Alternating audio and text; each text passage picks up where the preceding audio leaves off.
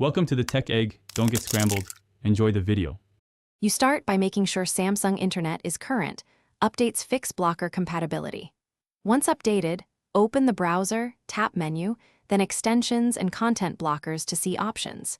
You should install a reputable ad blocker from the Galaxy Store so the blocker can integrate directly with the browser.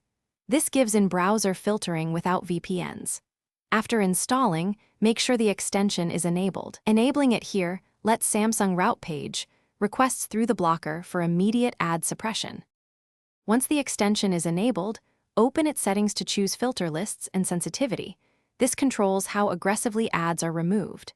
Then, in Samsung Internet settings, go to Sites and Downloads and toggle block pop-ups to stop overlay ads and redirects.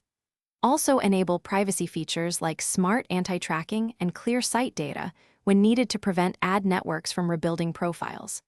These combined steps reduce visible ads and tracking, while filter lists target known ad servers for faster, cleaner page. You finish by testing browsing on a site known for ads, refresh and clear cache if some elements persist.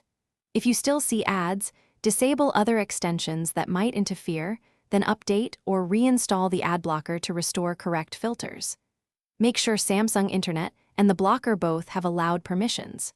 If problems continue, consider a reputable VPN ad blocker as a fallback, or check the extension developer support. This resolves filter issues and keeps browsing fast and unobtrusive.